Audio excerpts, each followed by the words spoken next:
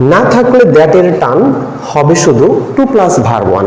অর্থাৎ আমাদের দেখা যায় যে সাবজাংটিভ ওয়ার্ড আছে কিন্তু দ্যাট নাই, ঠিক আছে? এমন একটা বাক্য তুমি পাইলা যে সাবজাংটিভ ওয়ার্ড আছে বাট দ্যাট নাই, সেখানে আমাদের উত্তরটা কি হবে? Just to plus verb one. তাহলে এখানে আছে লিভ, আমাদের উত্তর হয়ে যাবে টু লিভ। এটা আবার একটু বোঝাই, সাবজাংটিভ ওয়ার্ড আছে এমন বাক্যে যদি দ্যাট না থাকে তাহলে জাস্ট তুমি টু প্লাস ভার্ব ওয়ান বসাই দিবা, উত্তরটা কারেক্ট। পরে শুধু সাজেস্ট এর পর কি? ভার্ব ওয়ান প্লাস আইএনজি, কি? জি, মিলাই দিছে এটা। তো এখানে দেখো বলছে সাজেস্ট এর ঠিক পরে যদি গ্যাপ থাকে তাহলে জাস্ট সেখানে আমরা কি করব? আইএনজি যোগ করে দেব।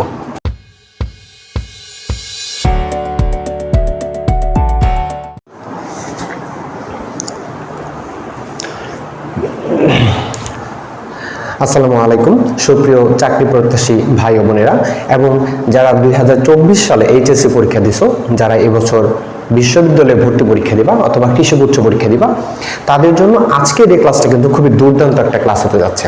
তো ক্লাসটা তোমরা পারলে শেয়ার করো যাতে অন্যরা একটু উপকৃত হয়। আজকে মূলত আলোচনা করব সাবজাংটিভ ভার্বস এর ব্যবহার নিয়ে। তোমরা অবশ্যই রাইট ফর্ম অফ ভার্ব পড়ে আসছো। তো রাইট ফর্ম অফ ভার্ব এবং সাবজাংটিভ ভার্ব এই দুইটার প্রশ্নের যে প্যাটার্ন প্রায় কিন্তু একই। আমি কিছু এক্সাম্পল লিখছি, দেখো যে এরকম ভাবে প্রশ্নগুলো থাকে, অর্থাৎ ভার্বের সঠিক ফর্মটা ব্যবহার করতে হয়, ঠিক আছে?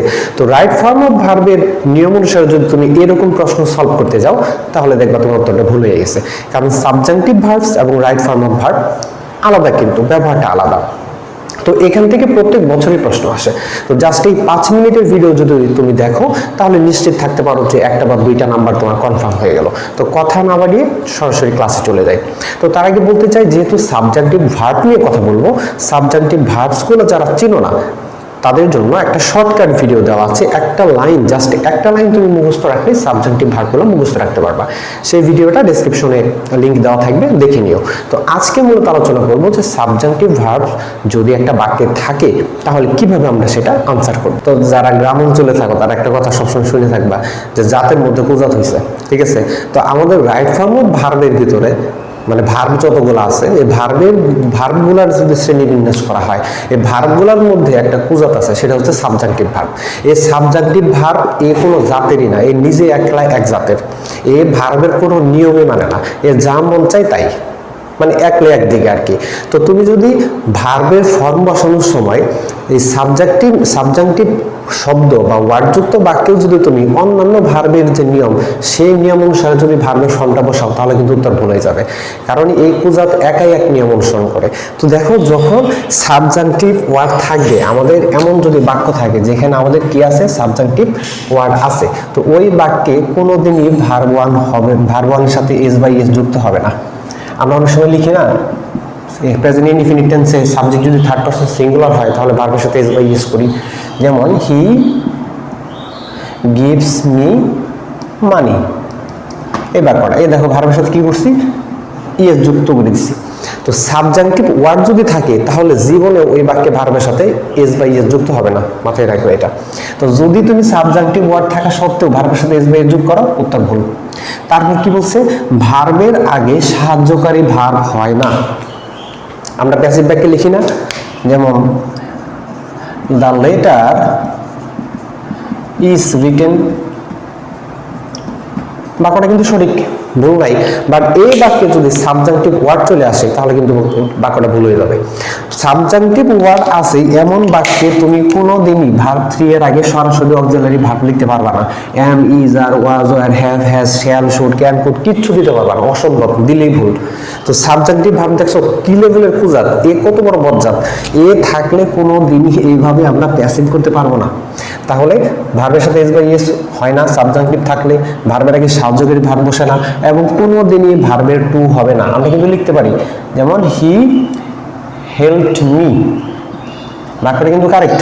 কিন্তু যদি এই বাক্যের মধ্যে সাবজাংটিভ ওয়ার্ড যোগ করে দেওয়া হয় তাহলে কিন্তু বাক্যটা ভুল, কারণ সাবজাংটিভ ওয়ার্ড আছে এমন বাক্যে ভার্ব টু জীবনে সম্ভব না। তাহলে এখন আমরা জানি যে সাবজাংটিভ ভার্ব এই যে একাই একটা নিয়ম অনুসরণ করলো, তো এই ভার্বের কোন কোন ফর্ম নেয়? এখানে দেখো সাবজাংটিভ ভার্ব থাকলে যেটা হইতে পারে ভার্বের ওয়ান, জাস্ট ভার্ব ওয়ান, আর কিচ্ছু না, ভার্বের সাথে এস বাই এস কিচ্ছু না, জাস্ট ভার্ব ওয়ান হইতে পারে। হ্যাঁ, যদি নেগেটিভ মিনিং দেয় তাহলে আমরা অনেক সময় লিখি না যে he is not a good boy, he is not a good boy, is যুক্ত করে দিছি। সাবজাংটিভ থাকলে জীবনেও অক্সিলারি ভার্বের সাথে নট হয় না। সাবজাংটিভ যুক্ত থাকলে বাক্যটা যদি নেগেটিভ মিনিং দেয় তাহলে দিতে পারো তুমি সর্বোচ্চ ভার্বের ওয়ানের আগে শুধু not, just not plus verb one, is not, are not, have not, যেগুলো সম্ভব না। তারপরে দিতে পারো be plus verb three. Subjunctive word যুক্ত বাক্যটা যদি প্যাসিভ হয় তাহলে সেক্ষেত্রে আমরা দিতে পারি বি প্লাস ভার্ব থ্রি। এই বি মানে কিন্তু আমি জানো যায়, কিন্তু ওগুলো দিলেই ভুল, just be plus verb three. হতে পারে ভার্ব ওয়ানের সাথে আইএনজি, কিংবা হতে পারে টু প্লাস ভার্ব ওয়ান। তো এই পাঁচটা ফর্মের বাইরে সাবজাংটিভ ভার্ব যায় না। আর যদি সচরাচর এগুলা যে ভার্বের ব্যবহার আমরা রাইট ফর্ম ভাবে শিখছি, ওগুলা যদি কোনো রকম ভাবে মনের ভুলেও সাবজাংটিভ ওয়ার্ড যুক্ত শব্দ বসাই দাও, উত্তর ভুল। তো সাবজাংটিভ ভার্বের ব্যবহারটা আমরা একটা কবিতার ছন্দের মাধ্যমে একটু দেখি, চেষ্টা করি মুখস্থ করার। তো সাবজাংটিভে থাকিলে দ্যাট প্লাস অ্যাক্টিভ, পজিটিভে ভার্ব ওয়ান মারে চকটিভ। তো এই লাইন দ্বারা কি বোঝাচ্ছে? এই লাইন দ্বারা বোঝাচ্ছে যে আমাদের একটা বাক্যে সাবজাংটিভ ভার্ব বা সাবজাংটিভ অ্যাডজেক্টিভ যুক্ত বাক্যে যদি দ্যাটের পরে বাক্যটা অ্যাক্টিভ সেন্টেন্স থাকে এবং সেটা যদি পজিটিভ হয়। এই এক্সাম্পলটা খেয়াল করো, he advised me that I dash give up smoking. Okay, তো এখানে যে অ্যাডভাইসড, এটাই কিন্তু হচ্ছে আমাদের সাবজাংটিভ ভার্ব অথবা সাবজাংটিভ অ্যাডজেক্টিভ যেটা বলো। সাবজাংটিভ এই ওয়ার্ডটা থাকলে, সাবজাংটিভ ওয়ার্ড যুক্ত বাক্যে যদি দ্যাট থাকে, তাহলে খেয়াল করবা যে দ্যাটের যে পরের অংশটা সেটা কি অ্যাক্টিভ নাকি প্যাসিভ। দ্যাটের পরের অংশটা যদি অ্যাক্টিভ হয় তাহলে কি করবে? পজিটিভে ভার্ব ওয়ান মারে চকটিভ। দেখতে হবে এই বাক্যটা কি পজিটিভ মিনিং দিতেছে কিনা। তাহলে প্রথম যে বিষয়টা আমরা শিখবো সেটা হচ্ছে সাবজাংটিভ ওয়ার্ড আছে এমন বাক্যে যদি দ্যাট থাকে, তাহলে দ্যাটের পরের অংশটা অ্যাক্টিভ এবং যদি পজিটিভ হয় তাহলে শুধুমাত্র ভার্ব ওয়ান, আর কিচ্ছু না, জাস্ট ভার্ব ওয়ান বসাইতে হবে। কিন্তু এখানে যদি রাইট ফর্ম অফ ভার্বের নিয়মে চলে যাও তাহলে কিন্তু নিয়ম অনুসারে এখানে আসার কথা গেভ আপ, ভার্ব টু হওয়ার কথা। কিন্তু সাবজাংটিভের নিয়মে এখানে ভার্ব টু হবে না। সাবজাংটিভের নিয়মে যেটা বলছে, সাবজাংটিভ ওয়ার্ড যদি থাকে তাহলে ওই বাক্যে দ্যাটের পরের অংশটা যদি পজিটিভ হয়, হ্যাঁ এটা পজিটিভ মিনিং দিচ্ছে, আই গিভ আপ স্মোকিং, আমাকে ধূমপান ত্যাগ করতে হবে, তো আমি ধূমপান ত্যাগ করি, তো বাক্যটা মিনিং পজিটিভ এবং দেখো বাক্যটা অ্যাক্টিভ। তো দ্যাটের পরের অংশটা অ্যাক্টিভ নাকি প্যাসিভ সেটা কেমনে বুঝবা? ভার্বকে তুমি প্রশ্ন করবা, ভার্বের যে অর্থটা সেটাকে তুমি কে দ্বারা প্রশ্ন করবা। উত্তরটা যদি এই সাবজেক্টের জায়গায় থাকে তাহলে সেটা অ্যাক্টিভ। যেমন গিভ মানে, গিভ আপ মানে ত্যাগ করা, কে ত্যাগ করে? আমি, তো বাক্যটা অ্যাক্টিভ। তাহলে সাবজাংটিভ ওয়ার্ড আছে এমন বাক্যে যদি দ্যাটের পরের অংশ অ্যাক্টিভ এবং পজিটিভ একটা অর্থ দেয় তাহলে সেখানে কিচ্ছু হবে না, জাস্ট ভার্ব ওয়ান। অর্থাৎ এখানে verb one, only verb one হবে, অর্থাৎ গিভই হবে। কিন্তু রাইট ফর্ম ভার্ব অনুসারে যেহেতু এর আগের অংশ পাস্ট টেন্স, এখানে পাস্ট টেন্স হওয়ার কথা গেভ। তো রাইট ফর্মস অফ ভার্বের নিয়মে যদি এখানে কেউ গেভ দিয়ে দাও তাহলে কিন্তু উত্তরটা ভুল। যদি এখানে কেউ লেখো গেভ ভার্ব টু তাহলে কিন্তু উত্তরটা ভুল। এখানে আমাদের সাবজাংটিভ ওয়ার্ডটা থাকার কারণে এবং দ্যাটের পরের অংশে পজিটিভ অর্থ এবং বাক্যটা অ্যাক্টিভ হওয়ার কারণে, অর্থাৎ যা আছে এখানে তাই হবে ভার্ব ওয়ান। এই দুই লাইন দ্বারা মূলত এই এক্সাম্পলটাকে বোঝাইছি। তারপর দেখো নেগেটিভের ছটফট তাই ভার্ব ওয়ানের আগে নট, অর্থাৎ সাবজাংটিভ ওয়ার্ড আছে, এটা একটা সাবজাংটিভ ওয়ার্ড। সাবজাংটিভ ওয়ার্ড যুক্ত বাক্যে দ্যাটের পরে যদি অ্যাক্টিভ হয় এবং বাক্যটা যদি নেগেটিভ অর্থ দেয় তাহলে সেই ক্ষেত্রে আমরা জাস্ট এই ভার্ব ওয়ানের আগে একটা নট বসাই দিব। এখানে আমাদের সাবজাংটিভ ওয়ার্ড আছে, দ্যাটের পরে বাক্যটা নেগেটিভ মিনিং দিতেছে, আই ড্যাশ অ্যাট অল, বলছে he requested me that I dash smoke at all, অর্থাৎ বলছে সে আমাকে অনুরোধ করেছিল যে আমি যেন স্মোক না করি, ঠিক আছে। তো এখানে নেগেটিভ একটা মিনিং আসছে এবং বাক্যটা অ্যাক্টিভ, কে স্মোক করবেন? আমি। তো সাবজাংটিভ ওয়ার্ড যুক্ত বাক্যে দ্যাটের পরের অংশটা যদি অ্যাক্টিভ হয় এবং নেগেটিভ হয় তাহলে এখানে ভার্ব ওয়ানই হবে। শুধুমাত্র আমাদের কাজ হচ্ছে সেই ভার্ব ওয়ানের আগে একটা নট যুক্ত করে দেওয়া। ওকে, তো রাইট ফর্ম অফ ভার্বের ক্ষেত্রে নিয়মে উত্তরটা কি হতো? He requested me that I should not smoke at all, আমার একদম স্মোক করা উচিত না, কিন্তু আমরা তো রাইট ফর্ম অফ ভার্ব করতেছি না। এই যে জাস্ট ওয়ার্ডটা সাবজাংটিভ ওয়ার্ড, এইটা থাকার কারণে কিন্তু আমাদের জাস্ট উত্তরটা হয়ে যাবে ভার্ব ওয়ান এর আগে একটা নট। তো রাইট ফর্ম ভার্ব এবং সাবজাংটিভের ভিতর এই পার্থক্যটা যদি না বুঝো তাহলে কিন্তু তোমাদের উত্তরটা ভুল হয়ে যাবে। ওকে, এবার পরেরটি আছে সাহায্যকারী ভার্ব আছে যত, বি এর কাছে হয় নত। অর্থাৎ আমাদের সাবজেক্টিভ ওয়ার্ড যুক্ত বাক্যে দ্যাট এর পরের অংশে যদি দেখা যায় গ্যাপে আমাদের অক্সিলারি ভার্ব বসাইতে হবে, সেই ক্ষেত্রে কিন্তু আমরা am, is, are, was, were এগুলো বসাবো না, সরাসরি বসাই দিব বি। যেমন ধরো রাইট ফর্ম অফ ভার্বের নিয়মে যদি এটা আমরা সলভ করতাম, I propose that the vote is secret ballot. ঠিক আছে, ইজ এ সিক্রেট ব্যালট। ওকে, এখানে তাহলে কিন্তু ইজ দিতাম আমরা কখন, রাইট ফর্ম অফ ভার্বের ক্ষেত্রে।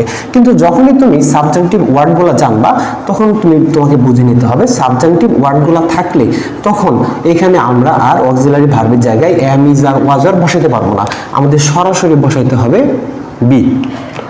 ওকে, পরেরটা, দ্যাট প্লাস প্যাসিভের দাদাগিরি তবেই বি প্লাস ভার্ব 3, দাদাগিরি ভার্ব 3, রি 3। ওকে, মিলাই দিছি আমরা। তো এই বাক্যটা যদি খেয়াল করি, I recommended that the letter write. Okay, এইখানে দেখো এই যে রেকমেন্ডেড এই ওয়ার্ডটা কিন্তু একটা সাবজেক্টিভ ওয়ার্ড। এখন তুমি যদি এটা সাবজেক্টিভ ওয়ার্ড না জানো তাহলে কিন্তু ভুল হয়ে যাবে। সেই ক্ষেত্রে সাবজেক্টিভ, এটা যদি সাবজেক্টিভ ওয়ার্ড, এটা যদি তুমি না জানো তাহলে উত্তরটা কি দিতা, I recommended that the letter is written অথবা ওয়াজ রিটেন অথবা হ্যাভ টু বি রিটেন দিতে পারতা, হ্যাজ টু বি রিটেন। তো এইখানে পার্থক্যটা গড়ে দিচ্ছে এ রেকমেন্ডেড, অর্থাৎ এই সাবজেক্টিভ ওয়ার্ডটা। সাবজেক্টিভ ওয়ার্ড থাকলে আমাদের দ্যাট এর পরের অংশটা যদি প্যাসিভ হয়, প্যাসিভের দাদাগিরি হলে বসবে বি প্লাস ভার্ব 3। অর্থাৎ আমাদের সাবজেক্টিভ ওয়ার্ডও থাকবে এবং দ্যাট এর পরের অংশটা যদি প্যাসিভ হয় তাহলে আমাদের উত্তরটা হবে কি, উত্তরটা হবে বি প্লাস ভার্ব 3। ওকে, তাহলে উত্তরটা হয়ে গেল I recommended that the letter be written. এখানে অনেকে ভাবতে পারো এখানে তো ইজ হওয়ার কথা, ওয়াজ হওয়ার কথা বা হ্যাজ হওয়ার কথা, হবে না। কারণ কি, এই একটা মাত্র সাবজেক্টিভ ওয়ার্ড থাকার কারণে এখানে am, is, are, was, were কিচ্ছু হবে না, সেগুলোর মূল ভার্ব যেটা বি, বি হবে প্লাস ভার্ব 3 হবে। তাহলে এখান থেকে আমরা জানলাম সাবজেক্টিভ ওয়ার্ড যুক্ত বাক্যে দ্যাট এর পরের অংশটা যদি প্যাসিভ হয় তাহলে আমাদের উত্তরটা কি হবে, বি প্লাস ভার্ব 3। ওকে, প্যাসিভ কিনা অ্যাক্টিভ কেমনে বুঝবো, এই যে ভার্বটা দেওয়া থাকবে সেই ভার্বটাকে আমরা যদি কে দ্বারা প্রশ্ন করি, উত্তরটা যদি পাই সাবজেক্টের জায়গায় তাহলে অ্যাক্টিভ, না হলে প্যাসিভ। এখানে ছিল রাইট, লেখা, কে লেখে, দা লেটার, লেটার কি নিজে লেখে না, উত্তরটা পাওয়া যায় না, এই জন্য এখানে প্যাসিভ। আর প্যাসিভ হলেই আমাদের কি দেখো, সাবজেক্টিভ যুক্ত বাক্যে দ্যাট এর পরে প্যাসিভের দাদাগিরি থাকলে আমরা বসাই দিব বি প্লাস ভার্ব 3। এবার তারপরেরটাই, না থাকলে দ্যাট এর টান হবে শুধু টু প্লাস ভার্ব 1। অর্থাৎ আমাদের দেখা যায় যে সাবজেক্টিভ ওয়ার্ড আছে কিন্তু দ্যাট নাই। ঠিক আছে, এমন একটা বাক্য তুমি পাইলা যে সাবজেক্টিভ ওয়ার্ড আছে বাট দ্যাট নাই, সেখানে আমাদের উত্তরটা কি হবে, জাস্ট টু প্লাস ভার্ব 1। তাহলে এখানে আছে লিভ, আমাদের উত্তর হয়ে যাবে টু লিভ। এটা আবার একটু বোঝাই, সাবজেক্টিভ ওয়ার্ড আছে এমন বাক্যে যদি দ্যাট না থাকে তাহলে জাস্ট তুমি টু প্লাস ভার্ব 1 বসাই দিবা, উত্তরটা কারেক্ট। পরে শুধু সাজেস্ট এর পর কি, ভার্ব 1 প্লাস আইএনজি, কি, জি, মিলাই দিছে এটা। তো এখানে দেখো বলছে সাজেস্ট এর ঠিক পরে যদি গ্যাপ থাকে তাহলে জাস্ট সেখানে আমরা কি করব, আইএনজি যোগ করে দেব। তো এই হচ্ছে আমাদের সাবজেক্টিভ ভার্ব নিয়ে যত কিছু, জাস্ট একটু কষ্ট করে একটু মনে রাখো, আর উদাহরণগুলো যেভাবে বুঝাই দিচ্ছি একটু যদি বুঝো তাহলে আশা করি সাবজেক্টিভ ভার্ব থেকে যত প্রশ্ন আসুক না কেন সব তুমি আনসার করতে পারবা। তো এরকম শর্টকাট আরো গ্রামাটিক্যাল ভিডিও ইনশাআল্লাহ বানাবো, তোমাদের কোন টপিকটার ভিডিও প্রয়োজন সেটা জানাও। ধন্যবাদ।